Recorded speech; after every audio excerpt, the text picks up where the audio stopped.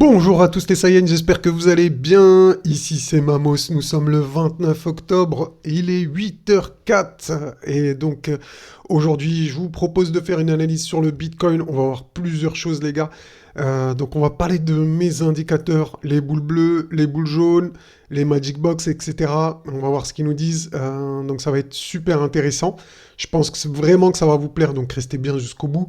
On va parler également de la parabole qu'on a vue hier. Donc voilà, faut qu'on en reparle, hein. On va se faire une petite mise à jour là-dessus. On va parler également des cycles de Bitcoin. Donc ça fait longtemps que j'en ai pas parlé. Et je sais qu'il y a des nouveaux là sur la chaîne, etc. Donc il y a un peu plus de vues que d'habitude, c'est normal, hein.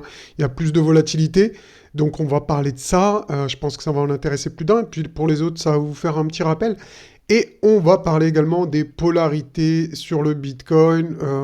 Donc ça aussi par rapport au cycle. Donc comment le cycle, en gros, on va beaucoup étudier le cycle de Bitcoin sur cette vidéo.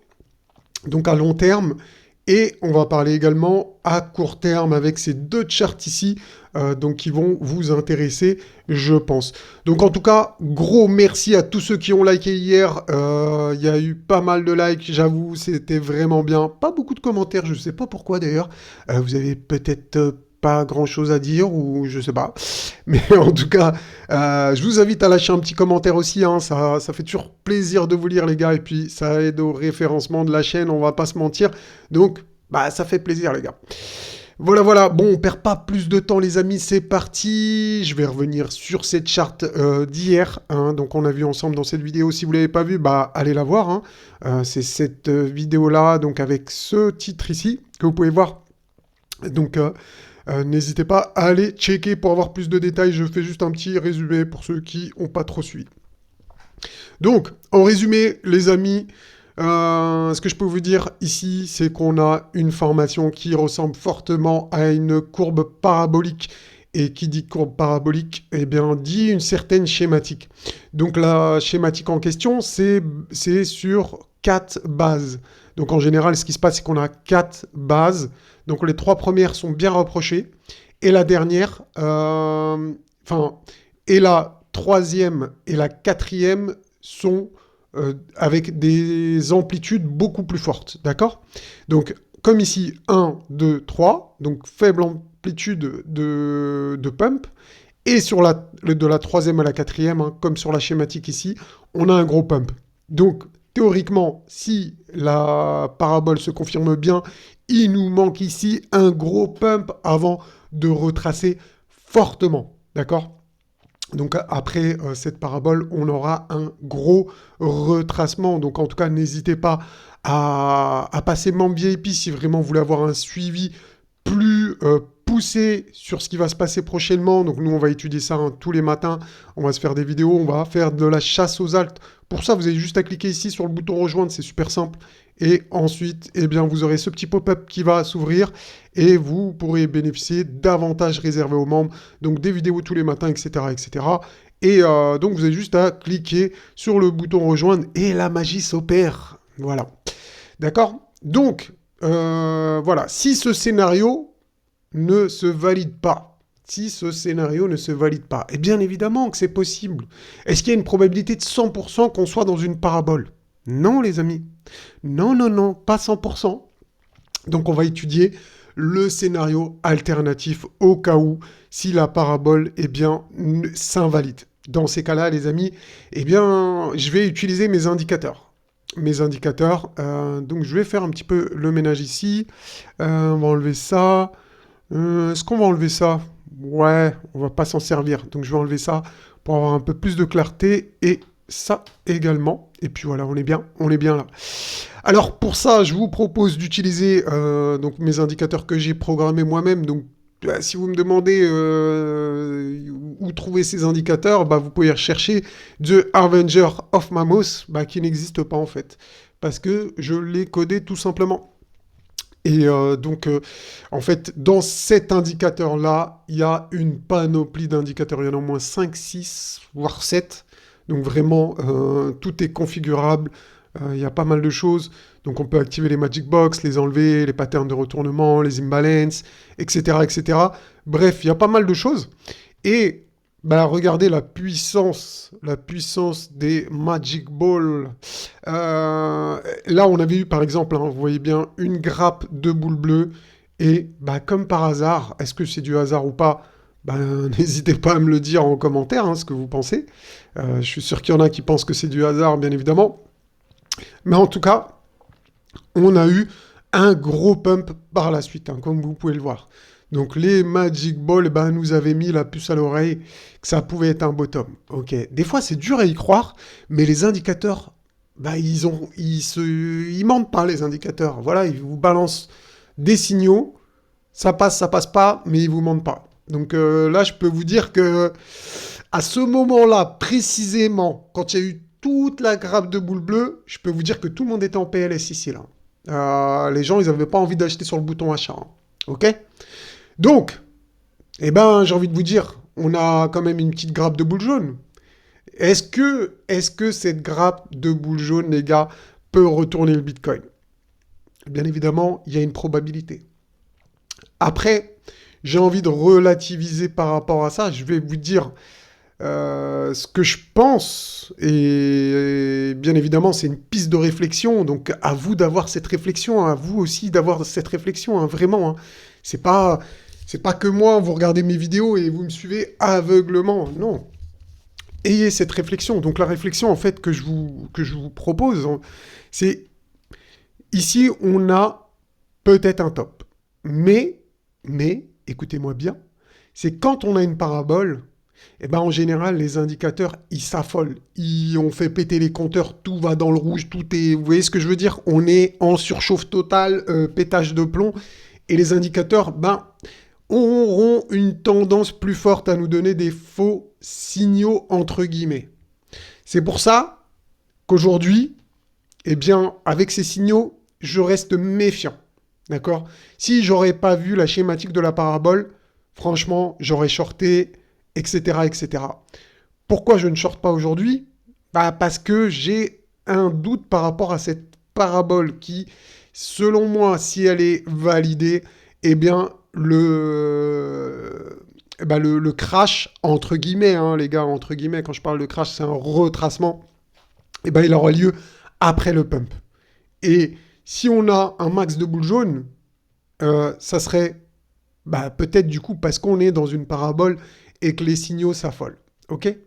Donc voilà ce que je voulais vous dire que je vous ai pas dit hier, donc je pense que c'est important de faire cette mise à jour. Hein. Restez bien jusqu'au bout, la vidéo n'est pas finie. Hein. Juste, je voulais vous dire ça, vous mettre au courant aujourd'hui, que vous ayez ces informations et bien évidemment après à vous d'en faire ce que vous voulez de ces infos. Mais en tout cas, je me sentais le devoir ce matin de vous le dire. Dans le blanc, enfin, dans le blanc des yeux, non, mais de vous dire, de vous donner ces infos. Ça aurait été dommage pour moi de ne pas vous dire ça. Donc, en tout cas, si ce genre de vidéo vous plaît, les gars, lâchez votre meilleur pouce bleu. Maintenant, c'est super important pour le référencement de la chaîne. Et en plus, ça fait plaisir. Donc, voilà. En plus de ça, on est sur une résistance 2 trimestrielle. Et donc, on est quand même dans des niveaux bien élevés en termes de sur-achat, entre guillemets. Enfin... En termes de sugage, ouais, c'est entre guillemets. Ce que je veux dire par là, c'est que, en général, dans ce genre de conf, si ça se passe comme je vous ai dit hier avec le scénario de la parabole, je pense qu'il y aura un crash derrière. Hein. Enfin, un crash, entre guillemets, comme je vous ai dit tout à l'heure, un retracement, mais en tout cas, un shake-out. Ce qu'on appelle, le terme exact, ça s'appelle un shake-out. On va vous secouer, on va secouer le cocotier, on va, tac, vous voyez, là, parce que s'il y a un dernier pump, il y en a, ils vont rentrer, là, ils vont péter les plombs, et c'est là que le piège, il se referme. Quand tout le monde rentre, le piège, il se referme. Et moi, j'ai remarqué, quand on a des configurations comme ça, à un moment donné, on cherche qu'à piéger dans un seul sens. C'est-à-dire, là, on va piéger que les shorters. Ceux qui veulent shorter, on va les piéger. Le piège va se refermer sur eux. Ils vont essayer de reshorter et le piège va se refermer. Vous voyez ce que je veux dire? Donc là, c'est possible qu'on ait défoncé beaucoup de shorters, c'est même fortement probable sur ce mouvement-là qu'on ait fait un short squeeze. Et ensuite, regardez, hein, on l'avait vu hier, mais on a la résistance 3 trimestrielle qui est à 38 250. Donc déjà, ça pourrait être le prochain objectif à aller chercher si vraiment on est dans cette configuration de parabole. D'accord? Donc vraiment, on va surveiller ça de très près avec les membres VIP.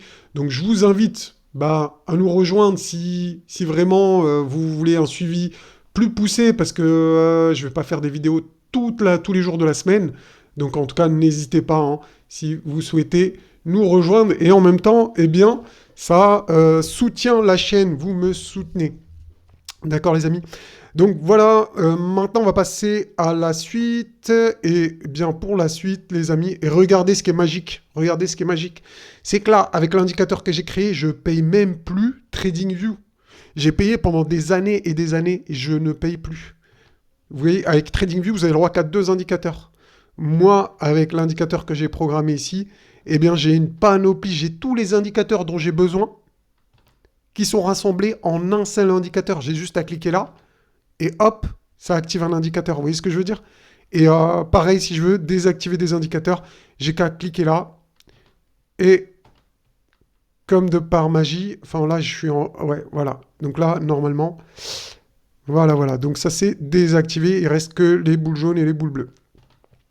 Donc voilà, donc tout ça, ça va être réservé pour les membres VIP.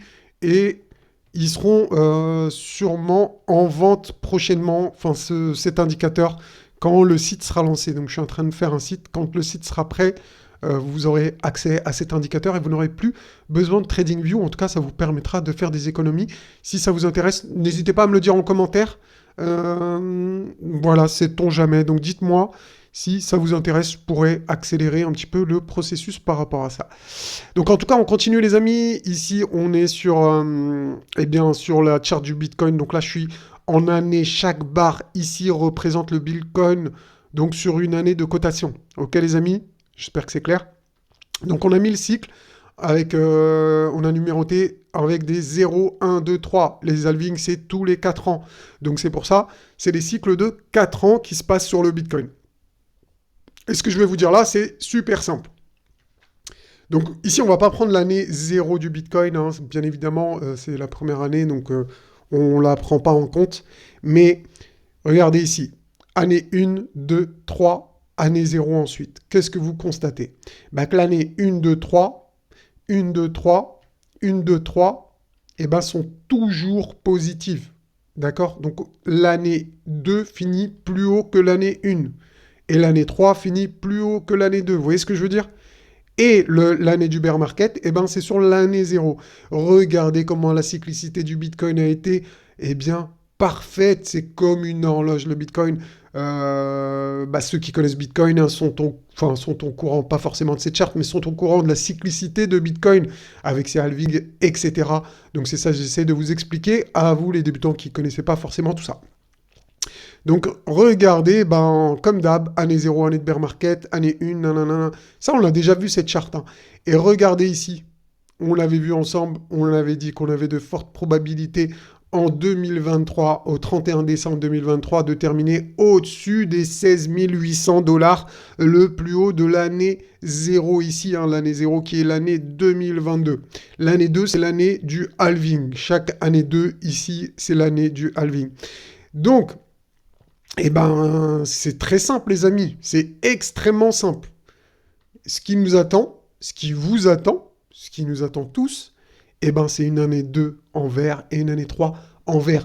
Donc, j'ai envie de dire du bonheur, les gars, qui nous attend. Donc, voilà, ça fait plaisir. En tout cas, je ne sais pas si ça va vous donner en fait une perspective. Hein. C'est du très long terme. C'est pour 2025, tout ça. Donc, ensuite, l'année 4... l'année 0, donc 1, 2, 3, l'année 0 ici. Hein. Donc ça sera en 2026, ça sera une année très probablement de bear market. Donc voilà, en tout cas, je pense qu'il faudra essayer de vendre ces bitcoins en 2025, comme on l'avait vu plusieurs fois sur la chaîne. D'ailleurs, beaucoup de gens en parlent hein, de 2025. Est-ce que c'est trop prévisible ou pas? Bon, on verra bien à ce moment-là.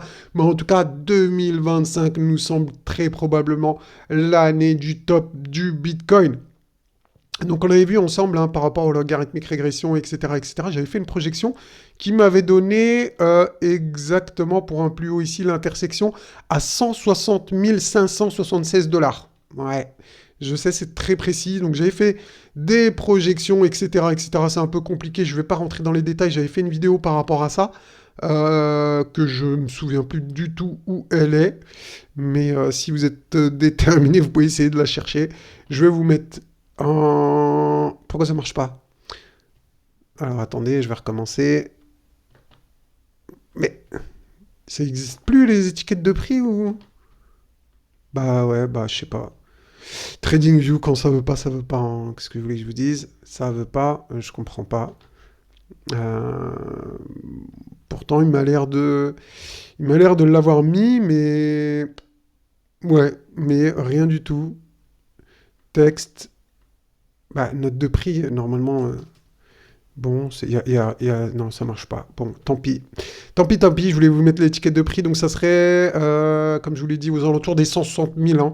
160 000 dollars pour le top du Bitcoin 2025. Donc voilà pour les cycles du Bitcoin. Donc j'espère que ça vous a plu comme perspective. Et également, pour terminer, les amis, on en a parlé, on va en reparler une dernière fois. En tout cas, je vais vous expliquer ici eh bien, la polarité du Bitcoin qu'on est en train de valider. Donc déjà, c'est très très bien si aujourd'hui on termine à peu près comme ça. D'accord. Donc au-dessus de la polarité, hein, ici, donc qui est entre 31, allez, 32 000 et 30 000 pour faire large. D'accord. Donc cette polarité, les amis, est à respecter. C'est la différence, c'est la polarité qui nous dit qu'on est en bull run ou en bear market. Quand on passe en dessous, on est en bear market vraiment. Et dès qu'on repasse en dessous, au-dessus, on repasse en bull run. Regardez, à chaque fois, c'était pareil. Donc regardez ici, dès qu'on a passé ici la polarité, hop, on est passé en mode bull run. Ici, on a fait quoi? Un pullback, on n'est pas repassé en dessous. Enfin, on n'est pas repassé en dessous. Là, c'était le crash Covid, donc c'était un peu exceptionnel. Mais si on met la droite, donc on exclut les mèches, regardez, le support, il a été parfaitement respecté. Donc ici, pareil, dès qu'on a passé la polarité, eh bien, ça y est, le bull run s'est enclenché. Ici, pareil, dès qu'on a passé la polarité, on a eu le droit à un petit pullback et bien après, le bull run a commencé. Donc voilà ce qui nous attend, les gars. La probabilité d'un bull run commence d'être de plus en plus élevée. Ça commence à être vraiment joli ce qui se passe sur le Bitcoin. Attention également, il y a une zone qu'on appelle, eh bien, c'est la zone un peu du dead cat bounce, un peu la zone de rechargement. C'est pas vraiment la zone de rechargement de short, mais en tout cas entre les 50 à 61 % de retracement. Souvent, le Bitcoin aime bien topper ici. Regardez ici, c'est ce qu'on avait fait. On avait topé ici en 2019 sur cette zone de résistance. Donc, si vraiment on pousse jusqu'à là, attention, attention. On verra avec la parabole qu'on avait vue tout à l'heure, etc., qu'on avait parlé hier. Donc, on verra tout ça. En tout cas, moi, je vous invite à passer membre VIP pour vraiment être à l'affût des dernières infos. Donc, n'hésitez pas, hein, vous avez juste à cliquer là. Hein, je vous remonte sur le bouton rejoindre.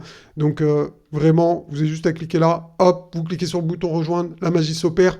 Et voilà, c'est tout pour aujourd'hui, les amis. J'espère que cette vidéo vous aura plu. Si c'est le cas, lâchez un commentaire. Dites-moi ce que vous pensez de ces charts. Et si vous êtes d'accord, pas d'accord, vous avez le droit, les gars. Hein. J'accepte tous les avis. N'hésitez pas, lâchez votre meilleur commentaire, votre meilleur pouce bleu. Et si vous êtes vraiment des boss, n'hésitez pas à partager. Et ça, faut me le dire absolument en commentaire. Comme ça, je vous remercie personnellement. Voilà, sur ce, bon dimanche, les amis. Ciao, ciao.